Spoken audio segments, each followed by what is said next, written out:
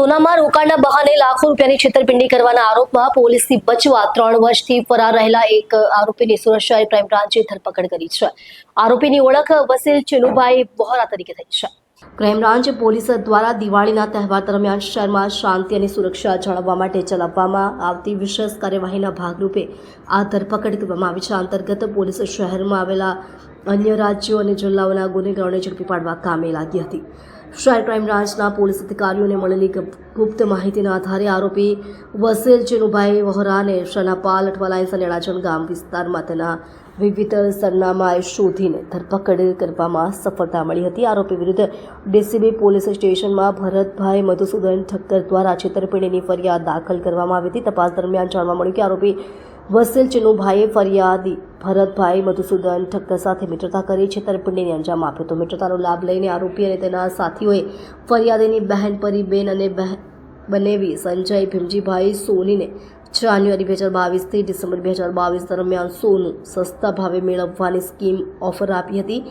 તેમણે દાવો કર્યો કે આમાં રોકાણ કરવાથી મોટો નફો થશે। પહેલાં તો બજાર ભાવ કરતાં 30% ઓછા ભાવે થોડું સોનું આપીને ફરિયાદીનો વિશ્વાસ જીતવામાં આરોપીએ સફળતા મેળવી અને પછી તેમણે ફરિયાદી પાસેથી એકસાથે 99 લાખ રૂપિયા રોકાણ તરીકે લઈ લીધા હતા। આરોપીએ ફરિયાદીને કોઈ નફો અથવા મૂડી પરત ન કરતા રકમ હડપ કરી લીધી હતી।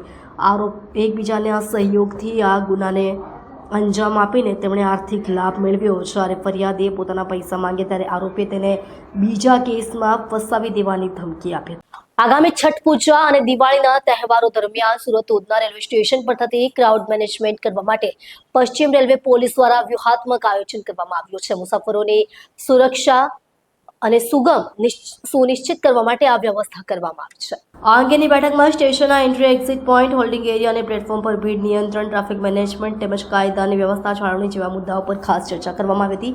આ પ્રકારની અનિચ્છનીય ઘટના રોકવા સંપૂર્ણ તકેદારી રાખવામાં આવી રહી છે। પશ્ચિમ રેલવે વડોદરા પોલીસના અધિકારીએ જણાવ્યું હતું કે આયોજનમાં મુખ્ય સુવિધાઓને પગલાં લેવાના રહેશે, જેમાં સ્ટેશનના પ્રવેશદ્વાર, રાહદારી ક્ષેત્ર અને પ્લેટફોર્મ પર ભીડ સંચાલનની વ્યવસ્થા કરવામાં આવશે। રેલવે સ્ટેશનના આસપાસના રસ્તા પર ટ્રાફિક મેનેજમેન્ટની વ્યવસ્થા કરવામાં આવશે, જેથી વાહનોને તકલીફ ન થાય। મુસાફરની સલામતી અને સુરક્ષા માટે હાઇજેનિક મલ્ટી યુઝર ડિસ્પોઝલ સિસ્ટમની સુવિધા ઉપલબ્ધ કરવામાં આવશે। સ્ટેશનના વિવિધ પ્લેટફોર્મ પર માઇક્રોફોન અને મેગાફોન જેવા સાધનો દ્વારા મુસાફરોને જરૂરી માહિતી અને સૂચનાઓ પહોંચાડવામાં આવશે। મુસાફરો માટે ફર્સ્ટ એડ કિટ અને એમ્બ્યુલન્સની સુવિધા સ્ટેન્ડ બાય રાખવામાં આવશે। વધુમાં તેમણે કહ્યું કે મુસાફરોના જાનમાલની સુરક્ષા અને તેમનો પ્રવાસ સુગમ બને તે માટે પશ્ચિમ રેલવે પોલીસ સંપૂર્ણ રીતે તૈયાર અને કટિબદ્ધ છે। સુરત બાદ પોલીસે બાતમીના આધારે ગણનાપાત્ર દારૂનો કેસ શોધી કાઢ્યો છે। દારૂની હેરાફેરી કરતા પોલીસે 2 વ્યક્તિને પકડી પાડવામાં આવ્યા છે અને તેમના કબજામાં રહેલ ભારતીય બનાવટની વિદેશ દારૂની નાની બોટલો અને બિયરના ટીન જપ્ત કર્યા છે। પોલીસે કુલ ₹4,45,000નો મુદ્દામાલ કબજે કર્યો છે। મળતી માહિતી મુજબ લીંબાદ પોલીસની સર્વેલન્સ ટીમ પેટ્રોલિંગમાં હતી તે દરમિયાન ખાનગી અને વિશ્વસનીય બાતમીના આધારે surveillance staff head constable Mayursinh Jorubha અને police constable Kripalsinh Khodubhai Piaggio Ape કંપનીના ટેમ્પોમાં ભારતીય બનાવટના દારૂની હેરાફેરી કરતા 2 ઈસમોને ઝડપી પડ્યા હતા। ભારતીય બનાવટની વિવિધ બ્રાન્ડની વિદેશી દારૂની 1,296 નાની બોટલો અને બિયરના ટીન, જેની કુલ કિંમત ₹2,82,000 થાય છે। સાથે દારૂની હેરાફેરી કરવા માટે ઇસ્તેમાલ કરવામાં આવેલ વાદળી રંગનું પિયાગીઓ અપ્પે કંપનીનો ટેમ્પો, જેની અંદાજિત કિંમત ₹1,50,000 છે, તેમજ એક મોબાઈલ ફોન અને રોકડ મળી કુલ ₹4,44,000નો મુદ્દામાલ કબજે કર્યો હતો। સુરતના ઈચ્છાપુર વિસ્તારમાં તાળી પીવા ગયેલા 18 વર્ષીય યુવાનને રહસ્યમય મૃત્યુએ ગંભીર પરિસ્થિતિ ઊભી કરી છે। યુવાનના મૃત્યુ બાદ ગુસ્સે ભરાયેલા પરિવારજનો અને સ્થાનિકોએ તાળી વેચનારના ઘરે જઈને જનતા રેડ કરી હતી અને તાળીના ગેરકાયદેસર ધંધાનો પર્દાફાશ કર્યો હતો। ઘટના ઈચ્છાપુરની બોમ્બે કોલોનીના રહીશ 18 વર્ષ રાહુલ રાઠોડની છે।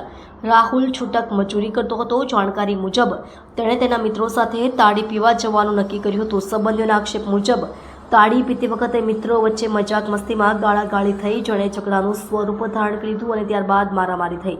મારામારી બાદ રાખલનગર પાસે રાહુલની તબિયત અચાનક ખરાબ થઈને તે ઢળી પડ્યો હતો। બેભાન થયેલા રાહુલને તાત્કાલિક 108 એમ્બ્યુલન્સ મારફતે નવી સિવિલ હોસ્પિટલમાં લઈ જવામાં આવ્યો હતો, જ્યાં ડોક્ટરે તેને મૃત જાહેર કર્યો હતો।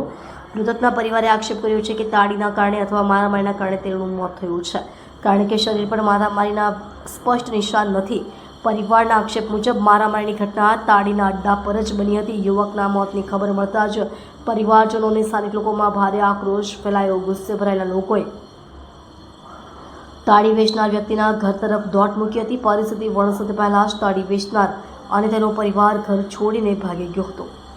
ત્યારબાદ પરિવાર અને સ્થાનિકોએ તાળી વેચનારના ઘરના દરવાજા તોડી નાખ્યા અને અંદર પ્રવેશ કરી જનતા રેડ કરી હતી. ઘરમાંથી લોકોને મોટી સંખ્યામાં કોથળીઓમાં ભરેલી તાળી અને તાળી બનાવવાનો સામાન જપ્ત કર્યો. ઈચ્છાપોર પોલીસ અધિકારીએ જણાવ્યું કે હાલમાં અકસ્માત મોતનો ગુનો દાખલ કરવામાં આવ્યો છે. રાહુલના શરીર પર બાહ્ય ઈજાના કોઈ નિશાન મળ્યા નથી. મૃત્યુનું સાચું કારણ જાણવા પોસ્ટમોર્ટમ રિપોર્ટ આવ્યા બાદ જ જાણી શકાશે. વર્ચ્યુઅલ મોબાઈલ નંબરનો ઉપયોગ કરી સુરતના હીરા વેપારીઓને લગભગ 5 કરોડ રૂપિયાની છેતરપિંડી કરવાના આરોપ સાથે 4 લોકોને ઇકોનોમિક સેલ દ્વારા ધરપકડ કરવામાં આવી છે. ઝડપી કાર્યવાહીમાં પોલીસે 24 કલાકની અંદર 4.5 કરોડ રૂપિયા મૂલ્યના 6 હીરા જપ્ત કર્યા છે. વર્ચ્યુઅલ મોબાઈલનો ઉપયોગ કરી સુરતના વેપારી પાસેથી હીરા ખરીદી પેમેન્ટ ન ચૂકવનાર કુલ 4 ઝડપાયા છે. નિકુંજ આંબલિયા, અનુજ શાહ, ચેતન સાગર અને મિતુલ ગોટીની પોલીસે ધરપકડ કરી છે. આરોપીઓએ સંજય ગોટી, હર્ષિત મહેતા, વિનય કેડિયા, રાહિલ મહે, જગદીશ તળાવિયા અને અશોક ગજરા સહિતના વેપારીઓને નિશાન બનાવ્યા હતા. પોલીસે ધરપકડ પછીના 24 કલાકમાં 4 કરોડ 5 લાખ રૂપિયા કિંમતના હીરા જપ્ત કર્યા છે, જેમનું GIA સર્ટિફિકેશન પણ થઈ ચૂક્યું છે. આ સંજોગો સાથે મળીને સુરતના હીરા વેપારીઓ સાથે રૂપિયા 4 કરોડ 80 લાખ રૂપિયાની છેતરપિંડી કરવામાં આવી હોવાનો આરોપ છે. આરોપીઓ રેપનેટ એપ્લિકેશન પર વિવિધ વેપારીઓ દ્વારા મૂકવામાં આવેલા હીરાઓની જાણકારી મેળવી તે પછી તેઓએ વર્ચ્યુઅલ નંબરથી ફોન કરી પોતાનું નામ આરસન ઇસાકો તરીકે જણાવ્યું અને દુબઈ અને હોંગકોંગના ખરીદદાર તરીકે પોતાનો પરિચય આપ્યો. વેપારને વિશ્વાસમાં લેવા માટે તેમણે એક્ઝામિપીડિયા નામની વેબસાઇટ પરથી અમેરિકન કંપનીના કર્મચારીઓના ફોટા ડાઉનલોડ કરી ઉપયોગ કર્યા. ખરીદી પછી 7 દિવસમાં ચૂકવણી કરવાનું વચન આપી હીરા મેળવી દીધા અને પછી પેમેન્ટ નહીં કરતા હોવાનો આરોપ છે. વધુમાં ડીસીપી ડોક્ટર કરણરાજ વાઘેલાએ કહ્યું કે બધા આરોપીઓ કોરોના સમયમાં વિવિધ ધંધામાં નુકસાન થયું હતું. હીરા ઉદ્યોગથી જોડાયેલા લોકોના પરિવારોના દાગીના પણ આ નુકસાનને કારણે ગીરવે મૂકવા પડ્યા હતા. આરોપી અનુજ શાહ અને ચેતન સાગરે અન્ય એક વ્યક્તિ સાથે મળીને આ નુકસાનની ભરપાઈ માટે જ આ છેતરપિંડીની યોજના બનાવી હોવાનું સામે આવ્યું છે. વર્ચ્યુઅલ ગેટવે અને વર્ચ્યુઅલ મોબાઈલ નંબરનો ઉપયોગ કરી સુરતના અલગ અલગ હીરાના વેપારીઓ સાથે ચીટિંગ કરનારા જે ગેંગ હતી એના કુલ 4 આરોપીઓની ધરપકડ કરવામાં આવી છે. આ 4 આરોપીમાં નિકુંજ આંબલિયા, મિતુલ ગોટી, અનુજ શાહ અને ચેતન સાગર, આ 4 આરોપીની અત્યાર સુધીમાં ધરપકડ કરવામાં આવી છે. અને આરોપીની પૂછપરછના આધારે એમણે અલગ અલગ 3 થી 4 જેટલા વેપારીઓને બિલ પછીથી આપવાની શરતે એડવાન્સ પૈસા એમની પાસેથી મેળવી લઈ એમને આ ડાયમંડ આપેલા હતા. આ તમામ જે અલગ અલગ વેપારીઓ છે એ વેપારીઓ પાસેથી ટોટલ 6 હીરા અત્યાર સુધીમાં રિકવર કરવામાં આવ્યા છે. આ જે 6 હીરા રિકવર કરવામાં આવ્યા છે એમની અંદાજિત કિંમત 4 કરોડ 5 લાખ જેટલી છે. જે ગુનાઓ દાખલ થયો ત્યારે 7 જેટલા હીરા બાબતે આ ગુનાહિત કાવતરાની અને વિશ્વાસઘાતનો ગુનો દાખલ થયો હતો. એમાંથી 6 હીરાની ટોટલ રિકવરી કરી લેવામાં આવી છે. આ જે હીરા કબજે કર્યા છે એમાં 2 હીરા 5 કેરેટના, 2 હીરા 4.5 કેરેટના, એક 4 કેરેટનો અને એક 5.2 કેરેટનો છે. જે હીરા કબજે કર્યા છે એમાંથી એક હીરો અંદાજિત $1 લાખ અમેરિકન ડોલરનો છે અને અન્ય હીરાઓ 50 થી 60 હજાર અમેરિકન ડોલરના. કુલ મળીને 4 કરોડ ઇન્ડિયન રૂપીઝમાં, ઇન્ડિયન કરન્સીમાં 4 કરોડ રૂપિયાના હીરાઓ રિકવર કરવામાં આવ્યા છે. આજે આરોપીની મોડસ ઓપરેન્ડીની જો વાત કરીએ તો આ 4 આરોપી છે એમની સાથેના જે અન્ય સભ્યોએ મળીને સૌથી પહેલાં ઇન્ટરનેટ ડોંગલ માટે ડમી સિમ કાર્ડ ખરીદ્યું હતું અને ત્યારબાદ અલગ અલગ વર્ચ્યુઅલ ગેટવે પરથી અમેરિકન નંબર એસ્ટાબ્લિશ કર્યા હતા, વોટ્સઅપ નંબર, અને એની ઉપર અમેરિકન કંપનીઓના જે ઓનર છે, એમ્પ્લોયી છે એના ડીપી મૂક્યા હતા અને સ્ટેટસમાં અમેરિકન કંપનીના નામ મૂક્યા હતા. અને એ કર્યા બાદ એમણે વર્ચ્યુઅલ વોટ્સઅપ નંબરથી તમામ હીરાના વેપારીઓ પાસે સુરતમાં કોન્ટેક્ટ કર્યો હતો અને સુરતમાં હીરાના વેપારીઓ આઈડેન્ટિફાઈ કરવા માટે એમણે રેપનેટ નામની વેબસાઇટનો ઉપયોગ કર્યો હતો અને રેપનેટ પર જે પણ હીરા અવેલેબલ છે એ અવેલેબલ હીરા બાબતે જ એમણે એ કન્સર્ન્ડ જે સેલર છે હીરાનો વેપાર એની સાથે કોન્ટેક્ટ કર્યો હતો વોટ્સઅપ દ્વારા અને 7 દિવસમાં એમને હીરાનું પેમેન્ટ આપવાની શરતે એમણે હીરાની ડિલિવરી અલગ અલગ દેશોમાં દુબઈ, હોંગકોંગ અને બેંકોક ખાતે કરાવી હતી અને ત્યારબાદ એમણે પેમેન્ટ આપ્યું હતું.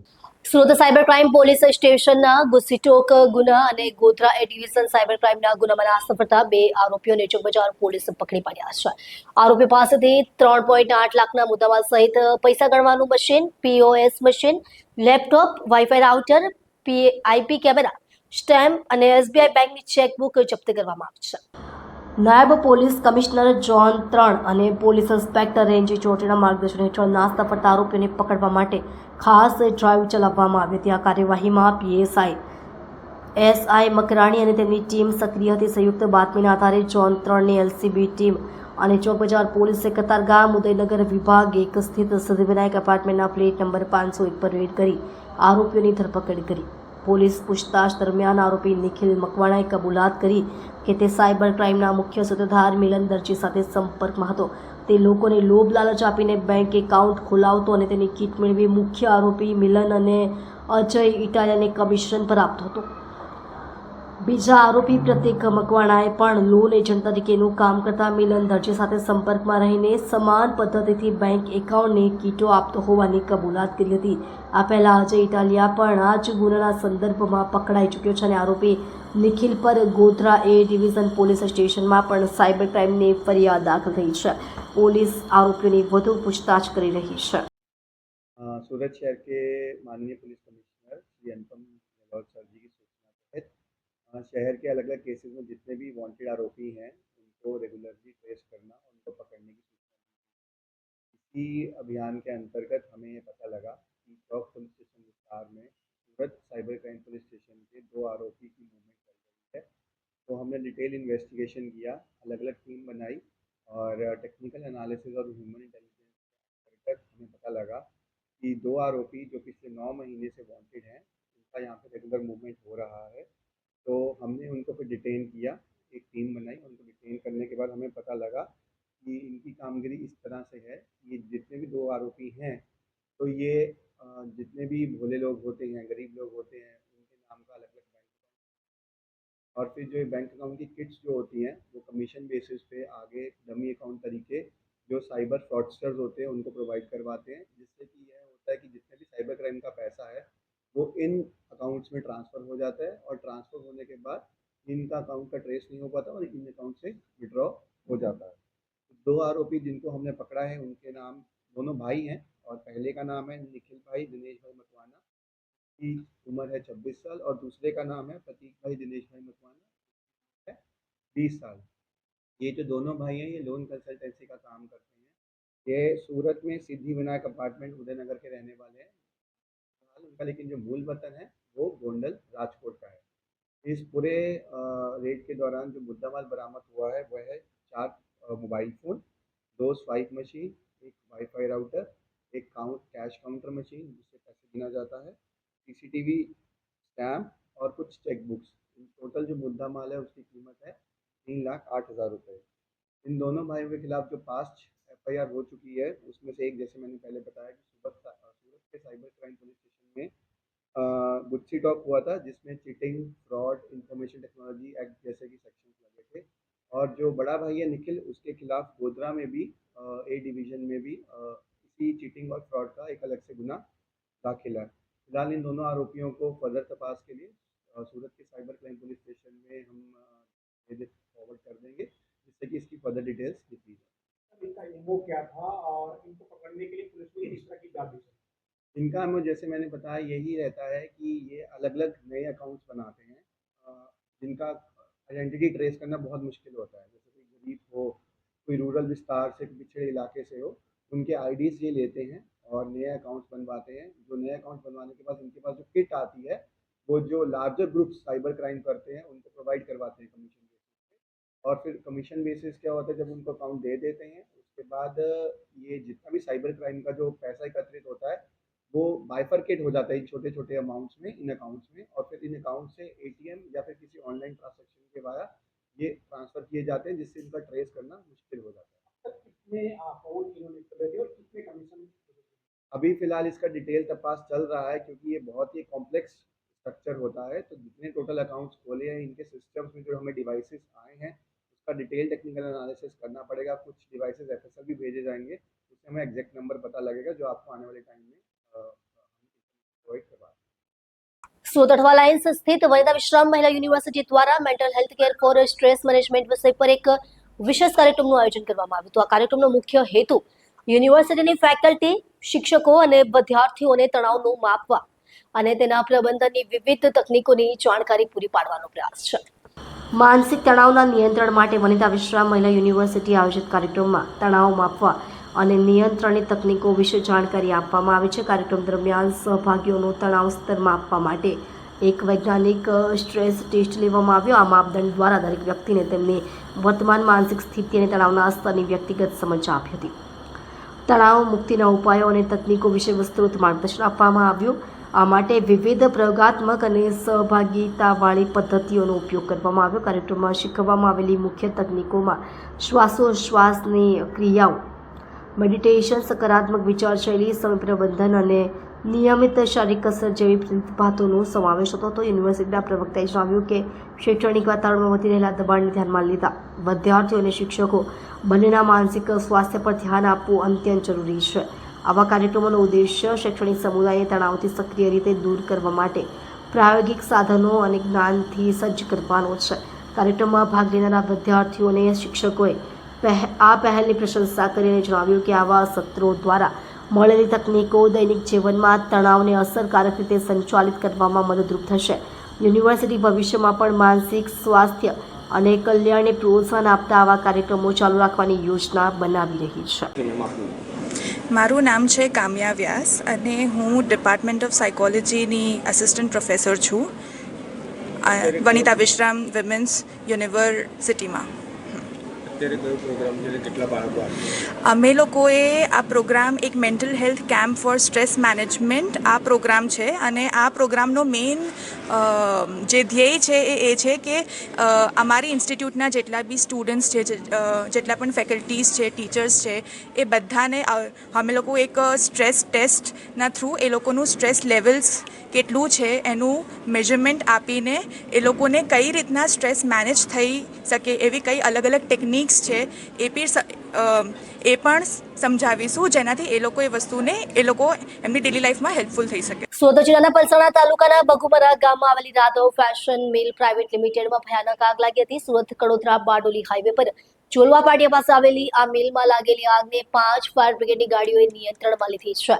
આ ઘટનામાં કોઈ જાનહાનિની ખબર નથી, પરંતુ લાખો રૂપિયાના નુકસાનનો અંદાજ છે।